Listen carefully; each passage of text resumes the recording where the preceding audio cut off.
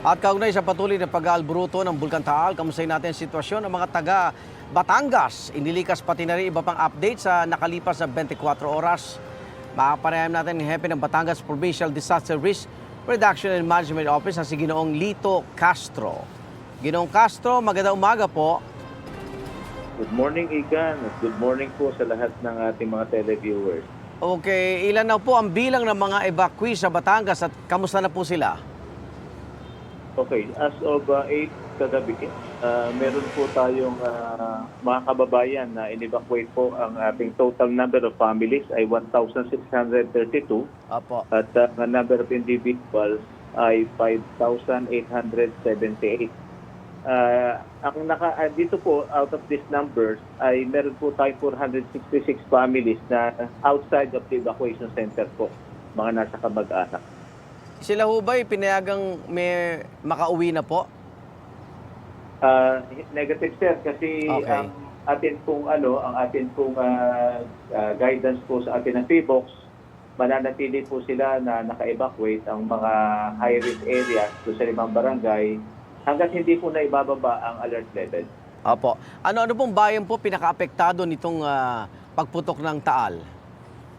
Ang high-risk area po na 5 barangay ay 2 barangay sa Agoncillo, ang Bilibinwang at Banyaga, at ang 3 barangay naman po sa bayan po ng Agoncillo, ng Laurel, ayun pong ating eastern part of Bugaan East, Opo. Buso-Buso at Gulod. May mga naiwan pa ho ba yung ayaw lumikas dyan sa lugar na nabanggit nyo, Ginoong Castro? Actually, sir, merong window hour na ibinigay po ang ating local government units Opo. sa nasabing lugar para maisikaso po yung mga alaga nilang hayop sa umaga hanggang patanghali.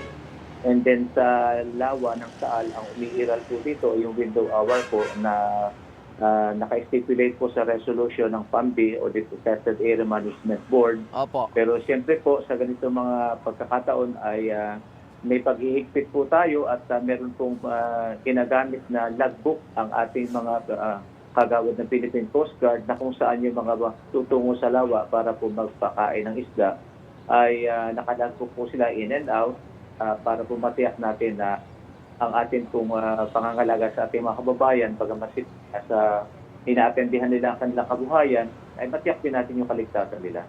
Yung evacuation center po natin, nababantayan po ba natin kung nalalabag yung mga health protocols?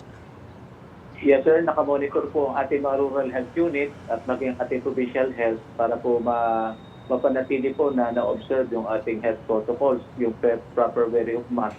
Naka-standby ready rin po yung mga antigen test just in case na magkaroon po ng symptoms, and then tuloy-tuloy po ang pagbabakuna kahit po nasa evacuation center po sila. Sa mga evacuation center, sa patubay yung mga pangangailangan po, mga supply, pagkain po at iba pang mga bagay na kailangan ng mga residente?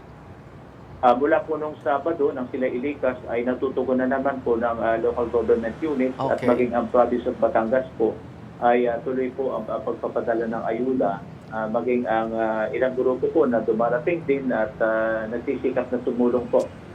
Ito po ay pinangangasiwaan po ng ating social welfare at ng Red Cross. Okay, maraming salamat. Batangas PDRMO Chief Lito Castro. Ingat po.